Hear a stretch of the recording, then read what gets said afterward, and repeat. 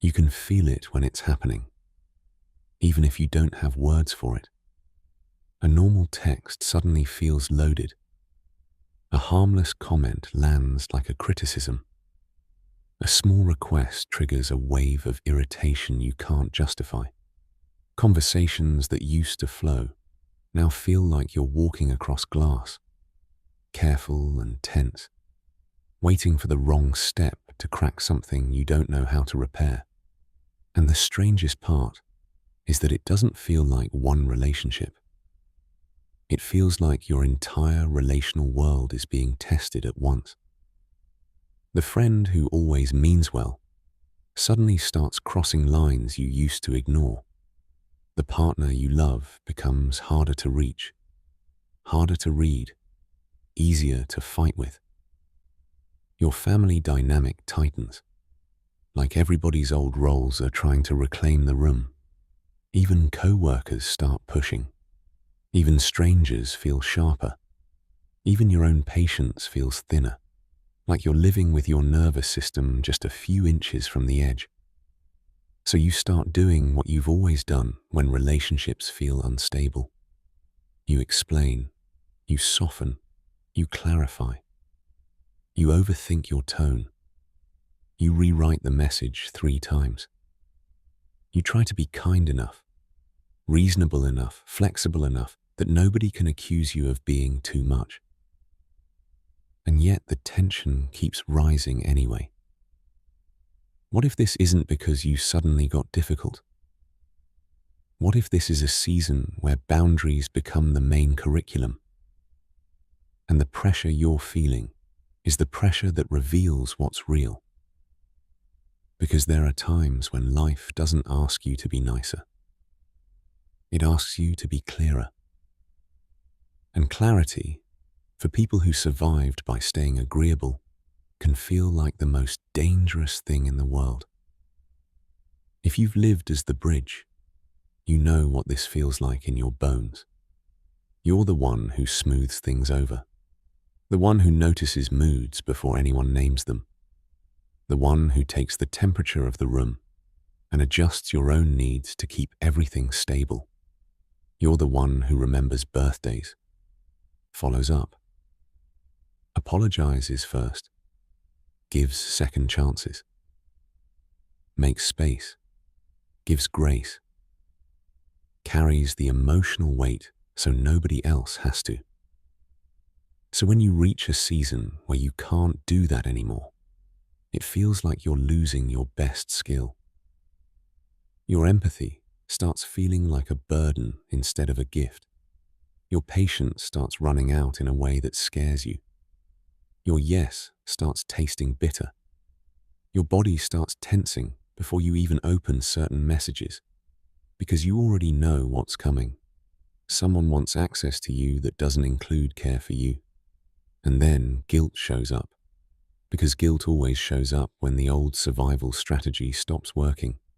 You start thinking, why am I so sensitive? Why am I so reactive? Why can't I just let it go? You start scanning for the moment you became the problem, because that's what people-pleasing teaches you. If anything feels hard in a relationship, it must be because you failed at being easy. But there's another truth your body has been trying to say, quietly, for a long time. You didn't become harder to love. You became harder to use. And when you become harder to use, the people and patterns that relied on your silence will always push back first. This is where the interpretation changes, because what you're calling conflict might actually be exposure. It might be the moment the relationship reveals what it's been built on. There are seasons where connection feels effortless, because nobody is challenging the structure. Everybody stays in their lane. Everybody plays their role. Everybody avoids the sore spots and calls it harmony. But harmony built on avoidance isn't intimacy. It's a truce. Then pressure arrives, and suddenly you can't keep pretending. You can't keep saying yes when your body says no. You can't keep absorbing the emotional cost of someone else's comfort. You can't keep performing closeness while you're quietly disappearing inside it. And what rises in you is not cruelty. It's truth. This is why certain seasons feel like the same argument keeps resurfacing, even when you swear you already resolved it. It's why you can talk it out and still feel the same tightness. Because sometimes the issue isn't the topic. It's the structure. It's the unspoken agreement that says your needs are optional and their preferences are law. Astrology, when used the way Prophecy Pulse uses it, isn't about predicting who will text you back. It's about recognizing collective pressure phases, the times when life tests what's weak, highlights what's imbalanced, and forces what's hidden to become visible. In those phases, relationships don't break because you did something wrong. They strain because the old contract is expiring. And when an old contract expires, the body starts refusing to sign it again. So if your boundaries are being tested right now, it doesn't automatically mean you're failing at relationships. It might mean you're finally passing the lesson your younger self wasn't safe enough to take. Astrology wasn't born as a personal identity game. It began as observation. Ancient people watched the sky the way they watched weather, harvest, migration, governance cycles, and collective mood. They tracked patterns because patterns kept communities alive. The earliest usages were tied to seasons, leadership, timing, and social pressure, not private destiny. That's why the collective lens matters here. When the environment changes, relationships change. Not because love disappears, but because the nervous system responds to pressure. When uncertainty rises in the world, people tighten. They become more controlling, more reactive, more self-protective. They want quick reassurance. They want certainty. They want people to stay the same so they don't have to adjust. And if you are the person who used to provide that reassurance by shrinking yourself, a pressure phase will expose it fast. It will show you which relationships can hold your truth and which ones only function when you stay convenient. You can see this pattern in real life without ever needing a chart. You see it in couples during collective stress seasons, when external pressure turns into internal conflict. Two people can love each other deeply, but when both nervous systems are overloaded, they stop hearing each other. They start defending. They start scoring. They start fighting about dishes when the real fight is about safety. A pressure phase doesn't create the fracture. It reveals where the relationship lacks a shared regulation strategy. You see it in family systems when someone begins changing. The moment you stop playing the old role, the system reacts. The responsible one starts being called selfish. The quiet one starts being called dramatic. The peacekeeper starts being accused of starting problems. Not because you became worse, but because your boundary threatens the comfort of the old structure. Pressure phases bring this to the surface because the system feels instability and tries to restore the old order. You see it in friendships too, especially the ones built on access instead of mutual care. When you stop replying immediately, someone tests you. When you say you can't make it, someone guilt trips you. When you stop overgiving, someone withdraws. Pressure phases make this sharper because people reveal what they feel entitled to when their own world feels uncertain.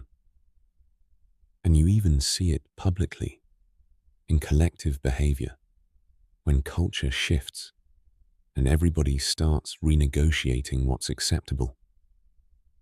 The same thing happens in your personal life. What you used to tolerate starts feeling impossible. Your body doesn't want the old compromise anymore because your internal system has matured past it. Astrology, as a collective pressure lens, simply gives language to that timing. It says, there are seasons when structures get tested. There are seasons when boundaries become the assignment. There are seasons when you can't vibe your way out of clarity, because the very thing being asked of you is clean truth.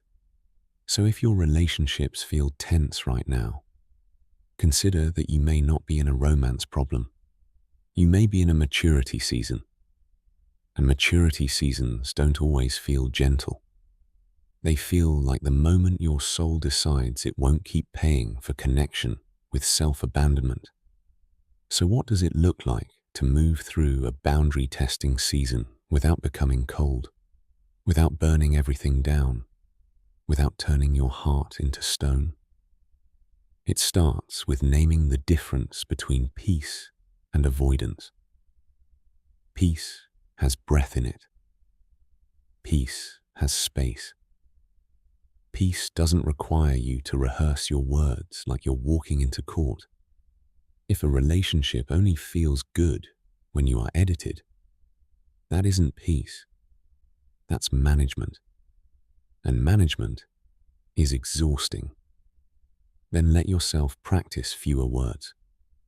Over-explaining is a trauma response disguised as communication.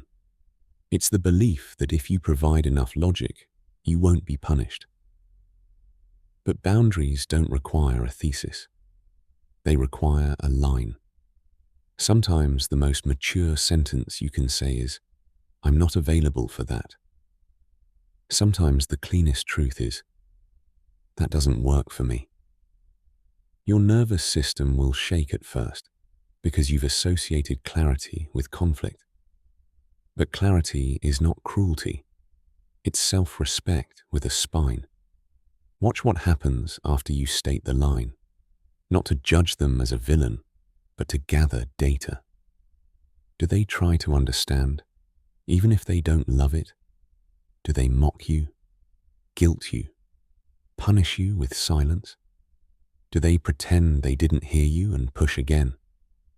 Pressure phases reveal who can hold your no without turning it into a weapon.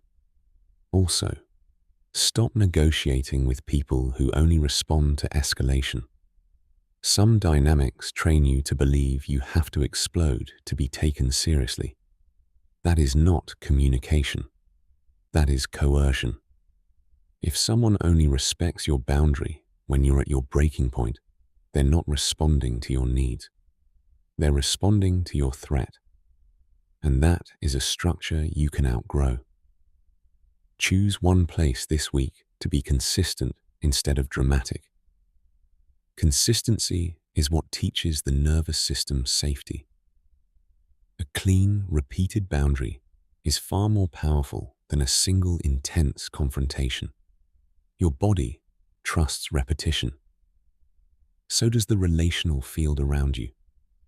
And keep returning to the deeper truth. You are not setting boundaries to control people. You are setting boundaries to reveal what kind of connection is actually possible. The people who can meet you in truth will adjust. The ones who can't will demand the old version of you. That demand is information. Pressure seasons are not here to make you lonely. They are here to make you honest. And when you move through this honestly, you start noticing the quiet transformation. Before, your relationships were full of invisible labor. You carried the emotional weight. You smoothed the rough edges. You kept the peace. You swallowed the discomfort. And you called it love. You felt exhausted and wondered why connection felt like work. You felt resentful and then felt guilty for resenting because you thought your job was to be endlessly understanding. After, something steadies inside you. You stop rushing to fix the mood. You let other people manage their own feelings. You speak more cleanly and less often. And somehow you feel more present.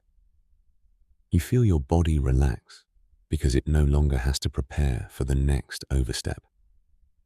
You start experiencing a new kind of closeness. The kind that doesn't require you to shrink first. You also stop confusing someone's disappointment with your failure. You realize that a boundary can disappoint someone and still be correct.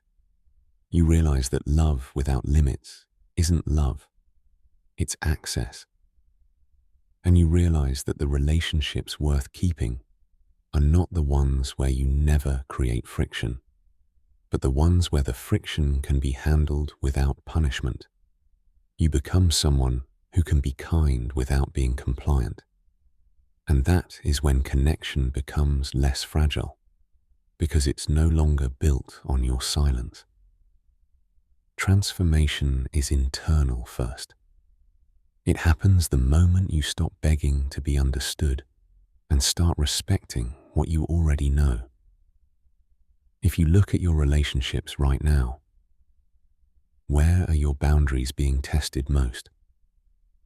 Partner, family, friends, work.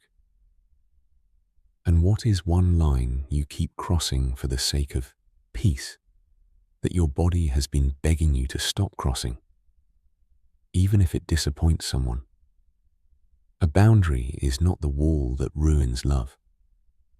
It's the line that exposes whether love was real, because anything that requires your self-erasure to stay connected was never connection. It was control with softer words.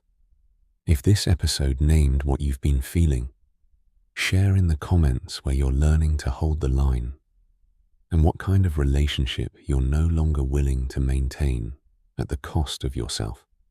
Subscribe if you want more teachings that decode these seasons with grounded clarity, so you can keep your heart open without giving away your spine.